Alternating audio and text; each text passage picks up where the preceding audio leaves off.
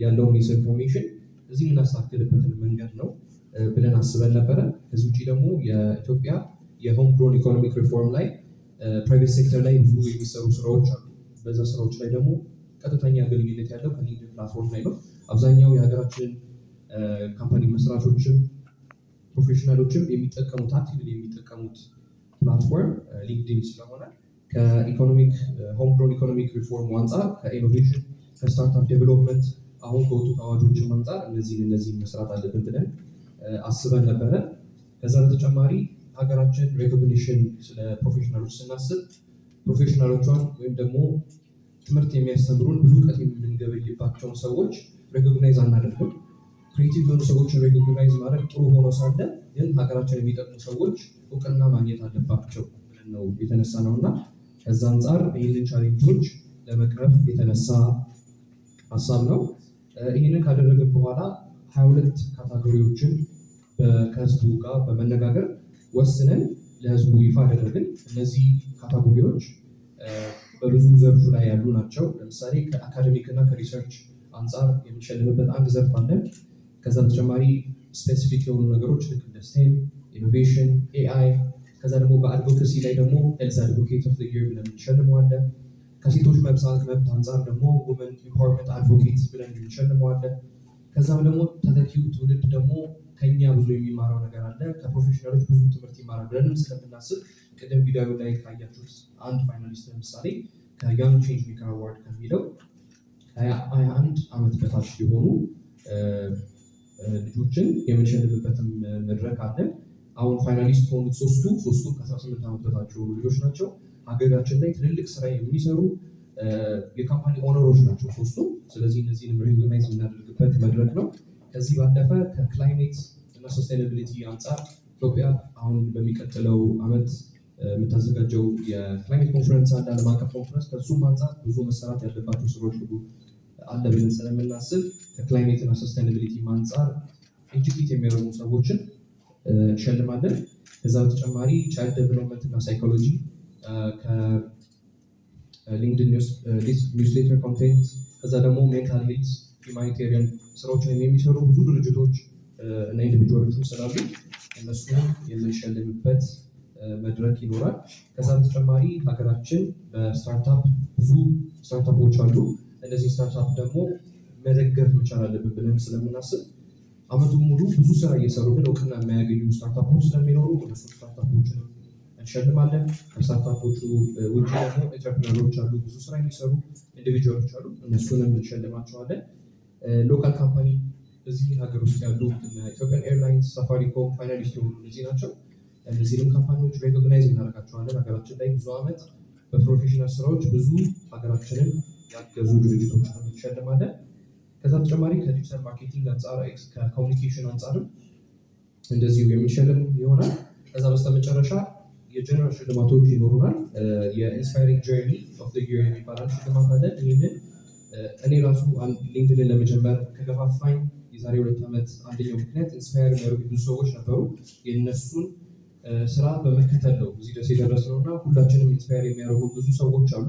እነዛን ሰዎች ደግሞ እውቅና መስጠት አለብን ብለን ስለምናስብ እሱንም ኢንክሉድ አድርገናል። ከዛ በተጨማሪ እነዚህ ካታጎሪዎች 647 ኖሚኒዎች ነበረ እጩ የተደረገው በፐብሊኩ።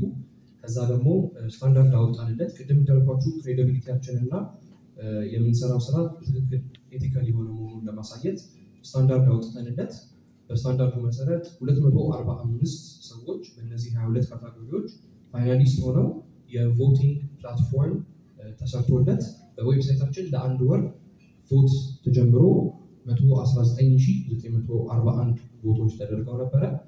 ይህንን ቮት ከወሰድን በኋላ ከእያንዳንዱ ካቴጎሪ 5 ሰዎች ለፋይናል የሚያልፉ ተመርጠው ከዛ በኋላ የጀጅ ስኮሮችን አንድ ላይ በማድረግ የጀጅ ስኮሮች 60% ይይዛሉ፣ 40% ደግሞ የቮቲንግ ፕላትፎርም የምናገኛቸው ቁጥሮች ይይዛሉ።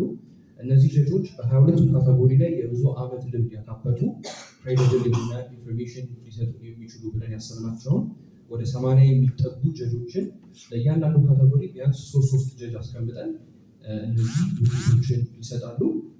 ከዚህ በተጨማሪ አሁን ዛሬ ከምናደርገው ፕሬስ ኮንፈረንስ በኋላ ኦገስት 1 ላይ በአዲስ አበባ ቲያትር የአዋርድ ሽልማቱን የምናደርግ ይሆናል። ከሊንክድን ጋር በተያያዘ ቅድም ያነሷቸው ብሉጂ ኤር እና ጀማ ሚዲያ ነው ይህንን አንድ ላይ የሚሰራው። ሁለቱም ድርጅቶች ከሊገል ፖይንት ኦፍ ቪው ሬጅስተር የሆኑ ካምፓኒዎች ናቸው። ከዛ በተጨማሪ የኢትዮጵያ አእምሯዊ ንብረት ባለስልጣን የቅጂ መብት ምዝገባ አለን። ኮፒራይት የሆነ ፕሮሰስ ነው ሁሉ። ከዛ በተጨማሪ ሌላኛው ነገር የሚሆነው እነዚህ ሰዎች ሬኮግናይዝ ስናደርጋቸው ዘላቂነት ያለው ነገር መሆን አለበት ብለን እናስባለን። የአንድ ቀን ሽልማት መሆን የለበትም። ስለዚህም በዚህ መሰረት አብረን የምንሰራቸው ስራዎች ይኖራሉ። የመጀመሪያው የአዋርዱ ዕለት ማለትም ኦገስት 1 እንሸልማቸዋለን፣ ሬኮግናይዝ እናደርጋቸዋለን። ከዛ በሚቀጥሉት ሳምንታት የሬኮግኒሽን ስራ እንሰጣቸዋለን። ይህ ስፖትላይት እንለዋለን። ቼንጅ ሜከር ስፖትላይት የሚል ሲሪስ ይኖረናል።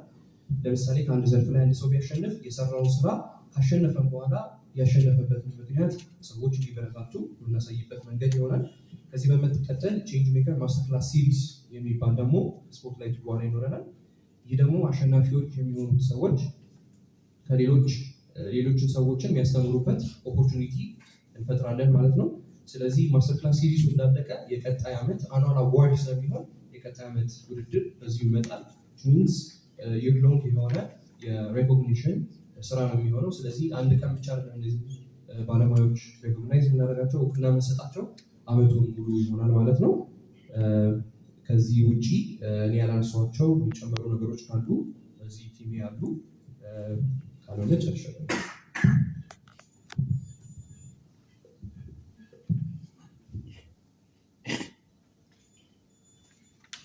እሺ መጨመር የምትፈልጉት ነገር ካለ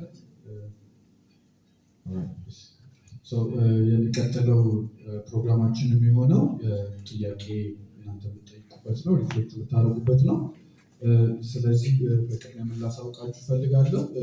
ጥያቄ ስትጠይቁ እጃችሁን አሳዩን። ጥያቄያችሁን ስትጀምሩ የምትወክሉትን ስማችሁንና የምትወክላችሁ የመጣችሁትን ሚዲያ ትነግሩናላችሁ። እናመሰግናለን።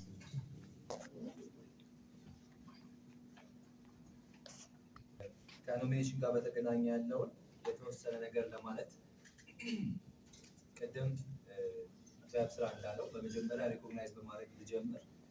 አንደኛው ካልቸር እሱ ስለሆነ ማለት ነው ኢንትሮዲውስ ለማድረግ ሀሳባችን እና ሊንክዲን ውስጥ በጣም ብዙ ሺህ ተጠቃሚ ያለ አክቲቭሊ በጣም የሚጠቀም ኢሚሊየን የሚቆጠር ቅድም አካውንት ያለው ኢሚሊየን ነው የሚጠቀመው የተወሰነ ሰው ተብሏል።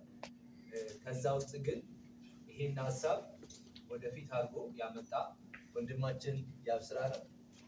ቴንክ ዩ ሶ ማች ማለት እፈልጋለሁ። ምናልባት የዛን ጊዜ ወደ ኋላ ሄዳችሁ ብታዩት ሀሳቡ የመጣ ጊዜ ሁላችንም ነበረ ኢንስፓየርድ ያደረገን በጣም የሚያስፈልግ ነገር ግን ብዙ ያላስተዋለው ነገር ነበር እና ይህን ሁሉ ሞቢላይዝ ያደረገው የቪዥኑ እንደዚህ ይደረግ ለምን ይህ አይደረግም የሚለው ይህ ሀሳብ መመንጨቱ ነው እና ከእሱ መጀመር እፈልጋለሁ። ዋንስ እሱ ከተደረገ በኋላ የአብስራ ይሄን ሀሳብ ሼር ካደረገ በኋላ ኦልሞስት የሚቀጥሉትን ወራት በሙሉ ከኖሚኔሽን ጀምሮ የኖሚኔሽን ካታጎሪ ከማውጣት ጀምሮ ሁሉም የሊንክዲን ተሳታፊ የተሳተፈበት ነበረ። ሁሉም አባል ማለት ይችላል የተሳተፈበት ነበረ። ፐብሊክሊ ነበር አናውንስ ሲደረግ የነበረው ምን አይነት ካታጎሪ ይኑር በሚል ራሱ ኦፕን ነበር አይደለም፣ ኦፕን ተደርጎ ነበር ሲንቀሳቀስ የነበረው። ወደ ኖሚኔሽኑ ልግባላችሁ 22 ካታጎሪ ሴት ተደረገ። ሁሉም ሰጀስት አድርጎ ፐብሊክሊ ባለሙያዎች ባሉበት ኤክስፐርቶች ባሉበት ፎርዋርድ ተደርጎ ይሄ ያስፈልጋል የሚል ሰጀስሽን ይሄ ያስፈልጋል የሚል ሰጀሽን ከሁሉም ከተውጣጣ በኋላ 22 ካታጎሪ ቅድም እንደተባለው እያንዳንዱ በጣም አስፈላጊ የሆኑ ለሀገራችን የሚጠቅሙ ካታጎሪዎች ሴት ተደረጉ ማለት ነው። ከዛ በኋላ የተካሄደው አፕሮች ምንድን ነው? እያንዳንዱ ካታጎሪ አንድ በአንድ አናውንስ ተደረገ። ለምሳሌ አንደኛው ካታጎሪ ፎርማል ስሙን ለመጥቀስ ያህል አንደኛው ካታጎሪ ቤስት አካዳሚክ ኤንድ ሪሰርች ኮንተንት ነው። ስለዚህ ልክ ይህ አናውንስመንት ሲለቀቅ ከእሱ ጋር አብሮ ይሄ ካታጎሪ ምን እንደሚይዝ ምን እንደሚያይ ምን ላይ ያሉ ባለሙያዎችን ሪኮግናይዝ እንደሚያደርግ በስነ ስርዓት ግልጽ በሆነ መንገድ ፖስት ተደረገ። ከዛ በኋላ ኖሚኔሽኑ ስንቀበልበት የነበረው ሜተድ እንዴት ነበረ? ምን ያህል ኢምፕሬሽን እንደነበረው ምን ያህል ሰው እንዳየው ዲስክሪፕሽን አቶ ያብስራ ይሰጠናል። ግን በጣም በሺዎች የሚቆጠር ሰዎች ጋር ደርሷል። ይሄ ሪፖስት በማድረግ ባለን ሜተድ በሙሉ ሼር ተደርጓል። ከዛ ሁሉም ሰዎች እየገቡ ኖሚኔት ያደርጋሉ። ኮመንት ሴክሽን ኦፕን ነበረ፣ ክፍት ነበረ፣ ዴድላይን ተቀመጠለት። ይሄ ለሁሉም በዚህ ፕሮሰስ ቀጠለ ማለት ነው። ስለዚህ ኖሚኔሽኖች የሰበሰብንበት ሜካኒዝም አንደኛው በኖሚኔሽን በተቀመጠለት ዴድላይን ሰዎች ይሄ ካታጎሪ ይገባዋል የሚያምኑትን ኖሚኔት እንዲያደርጉ በማድረግ ነው የጀመርነው። እሱን ካደረግን በኋላ ያው 22 ካታጎሪ ስለሆነ በመሀል ያለፈባቸውን ዴድላይኖች ያለፈባቸው እና ምናልባት ሰው ግንዛቤ ካለመኖር አንጻር ዴድላይን ካለፈበት በሚል ድጋሚ አዲስ ደግሞ እድል ተመጣ ማለት ነው። ያ እድል ምንድን ነው? ምናልባት ሳናየው ቀርተን ሚስ ካደረግን ድጋሚ በእነዚህ ካታጎሪዎች ላይ ኖሚኔት ማድረግ የሚፈልጉ ስቲል ይሄንን ይመጥናል፣ ይሄ ካታጎሪ ይገባቸዋል ብላችሁ የምታስቧቸውን ሰዎች በጉግል ፎርም ኖሚኔት ማድረግ ትችላላችሁ የሚል እድል ሁለተኛ መጣ። በዚህ መሰረት ሁሉም የኖሚኔሽን ካታጎሪ 22ቱም ካታጎሪዎች ማለት ነው በቂ የሆነ ጊዜ ተሰጥቷቸው ለፐብሊኩ በቂ የሆነ ጊዜ ተሰጥቶ ኖሚኔሽን ሰብስበናል ማለት ነው። ቅድም ሜንሽን የተደረገው 647 አይደለም፣ 647 ሜንሽን የተደረገው ኖሚኔሽን ኖሚኔት የተደረጉትን ሳይሆን ማለት ኖሚኔት የተደረጉ ናቸው። ለምሳሌ የአብስራን ኖሚኔት ያደረገ 50 ሰው ሊኖር ይችላል። 50 ሰው እየገባ የአብስራ ሊኖር ይችላል። እሱ እንዳንተ ተቆጥሮ ነው አይደለም፣ እንዳንተ ተቆጥሮ ነው። በኖሚኔሽን ካየነው በሺዎች የሚቆጠር ኖሚኔሽኖች ኮሌክት አድርገናል። ግን ዲፕሊኬሽኖችን ስናወጣ የተጋገሙትን ስናወጣ 647 ይሆናል። ያ 647 ከሆነ በኋላ ወደ እኛ ቲም የመጣው የእኛ ቲም ኢንቮልቭ ያደረገው የዛ ጊዜ ነው። የእኛ ኖሚኔሽን ቲም ይባላል። ኖሚኔሽን ቲም በውስጡ ብዙ ካታጎሪዎች አሉ። ሰፖርት በጣም ብዙ ካታጎሪዎች አሉ። ወደ 50 ሰው የሚጠጋ ሰው ሞቢላይዝ ተደርጎ ይሄ ኖሚኔሽን ፕሮሰስ ቼክ ኤንድ ባላንስ ያለበት ምንም ባያስ ሳይደረግ ፕሮሰሱን በመጠነ መንገድ እንዲሄድ የሚያደርግ ነው ማለት ነው። እኛ ጋር ሲመጣ ይሄ ሊስት ወይ ደግሞ በሺዎች የሚቆጠሩት ሊስቶች ካታጎሪ ተደርገው የካታጎሪ ኖሚኔት የተደረጉት 647 ነው የተቀበልነው። ከዛ በኋላ ያደረግነው እንቅስቃሴ ምንድን ነው? የተደረገ ካታጎሪ አለ። ቅድም ጥያቄው ስለሱ ነው አይደለ? አንደርስታንዲንጋችን ክሊር እንዲሆን ነው። ካታጎሪ ሴት ተደርጓል። ስታንዳርድ ተቀምጦለት ነበረ። በተቀመጠለት ስታንዳርድ የምናያቸው ለሊንክድኢን አዋርድ ይመጥናል ለምናያቸው ብዙ ኮንተንቶች ነበሩ። ለምሳሌ ያህል ያው ጀነራል ፕሪንሲፕሎች አሉ የምንመራባቸው። አንደኛው ፌር መሆን አለበት፣ ከምንም ባያዝ የጸዳ ነበረ። እሱን በሙሉ ኮንፊደንስ ነግራቸዋለሁ። ከዛ ሬሌቫንስነቱን ደግሞ እሱም ይዘነዋል። ከዛ ከፖፑላሪቲ ሊንክድኢን ውስጥ ያለው ቫሉ የሚደረጉ ነገሮች እና ሌሎች ሶሻል ሚዲያዎች ላይ ቫሉ የሚደረጉ ነገሮች በየሚዲያቸው ማተር ያደርጋሉ አይደል? እኛ ደግሞ አንድ ጋይድ እንዲያደርገን ያስቀመጥነው ከፖፑላሪቲ ከሚታወቁ ሰዎች ከሱ በላይ ምን ያህል ኢምፓክት አምጥተዋል። ምክንያቱም ቼንጅ ሜከር ስለሆነ ሪኮግናይዝ የምናደርገው ከኢምፓክት ዋይዝ እሱም ቫሊዩ አድርገናል። ከፖፑላሪቲ በተጨማሪ ወይ ደግሞ ከፖፑላሪቲ በላይ ከዛ በተጨማሪ ደግሞ አንዳንድ ፖስቶች ቫይራል ይወጣሉ አይደለ? ያየ ነው እንደ ጀነራል ፕሪንሲፕል አድርገን የተቀመጥነው አንዳንድ ፖስቶች ቫይራል ከመውጣት ከሱ በተጨማሪ ከሱ በላይ ምን ቫልዩ ስናደርግ ነበር? ኮንሲስተንሲ። ምናልባት አንድ ሰው በ3 ወይ በ5 ዓመት ውስጥ አንድ ፖስት አድርጎ ቫይራል ወጥቶ ሊሆን ይችላል። ግን ኖሚኔሽን ላይ ሲታይ ኮንሲስተንሲ ማተር ያደርግ ነበር ማለት ነው። ስለዚህ እሱም እንደ አንድ ዋና ፕሪንሲፕል አድርጎ አስቀምጡናል። ይሄን የመሳሰለው ትራንስፓረንሲ ትራንስፓረንሲ የተወሰነ ለማለት እያንዳንዱ ፕሮሰስ ስታንዳርዱን ፐብሊክ ላይ አናውንስ ተደርጓል። ጀጆች አናውንስ ተደርገው ነበረ።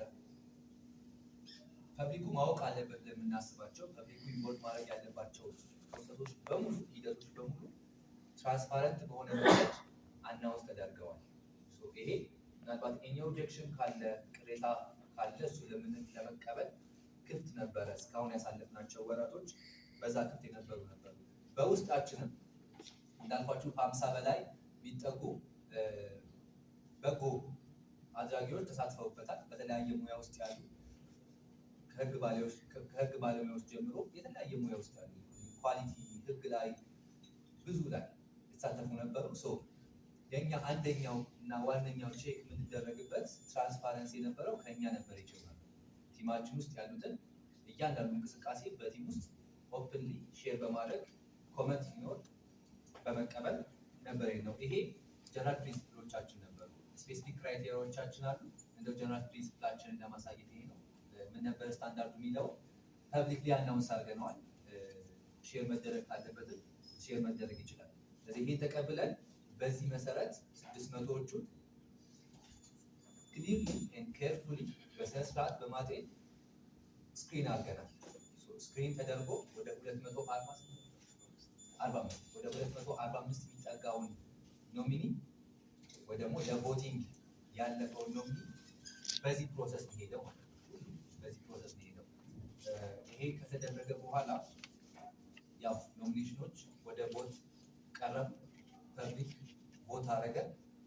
ቮት የተከፈተለት 1 ወር አካባቢ የሚጠጋ የቮት ጊዜ ነበር። በቮቱ መሰረት ደግሞ የተሰበሰቡ ደግሞ ፋይናሊስቶች አሉ። እሱ የሚወስነው ቮቱ ነው፣ ፐብሊኩ ነበረ የወሰነው። የተሰበሰቡትን 93 የሚጠጋ ፋይናሊስቶችን ደግሞ አንድ በአንድ ለምን አናውንስ ቮቲንግ አለ፣ ግን ስለሱ የሚናገር ደግሞ የራሳቸው ፕሮፋይል ሼር ሲደረጉ ቆይተዋል። ትናንትና የመጨረሻ አናውንስመንት ተደርጓል። በቀን 3 በቀን 4 እየተደረገ ላለፉት ጊዜያት ፐብሊክሊ አናውንስ ሲደረግ ነበረ። ከዛ በተጨማሪ ጀጆች የራሳቸው ክራይቴሪያ ተቀምጦላቸው የራሳቸው ቅድም ጀጆች ክሊርሊ ስለተቀመጠ ለዛ ካታጎሪ ይመጥናሉ የተባሉ ባለሙያዎች ባሉበት ለዛ ደግሞ ክራይቴሪያ ክሊርሊ በተቀመጠባቸው መሰረት ጀጅ እንዲያደርጉ ከኛ ቲም የተደረገ ኮንትሪቢሽን ምን ነበረ? ፕሮፋይላቸውን ክሊርሊ ማዘጋጀት ነበረ። እሱም በወጣው መሰረት ስታንዳርድ አወጣል። በዛ ስታንዳርድ መሰረት እያንዳንዱ ኖሚኒ ፕሮፋይላቸውን ሼር አደረግን ማለት ነው። የመጨረሻ ነገር ስለ ኖሚኒ ፕሮፋይል ሼር ስናደርግ ፖስት አናውንስመንት ሲደረግ የተጠቀምነው አንደኛው ሜካኒዝም ምንድን ነው? ፎርም አዘጋጀን፣ ጉግል ፎርም እና ክሊርሊ ለእያንዳንዱ ኖሚኒ ሼር ተደረገ ለፋይናሊስቶች ማለት ነው። ያ ፋይናሊስቶች ደግሞ ራሳቸው ኢንፎርሜሽን ፋክቹዋል የሆነ ኢንፎርሜሽን ሞሉ። እሱን ተጠቅመን ፖስቶችን ሲዘጋጁ ፕሮፋይሎችን ሲዘጋጁ እሱን ኢንተግሬት ተደርጎ የተደረገው ማለት ነው። አሁን ወደ ጀጆች ትራንስፈር ተደርጎ አልቋል። ከሞላ ጎደል ይሄ ነበር የተጠቀምነው ፕሮሰስ። ምናልባት በመሀል ኢንዴፕዝ ክላሪፊኬሽን የሚጠይቅ ካለ ይሄ ነበረ ስንከተል የነበረው ሂደት ማለት ነው።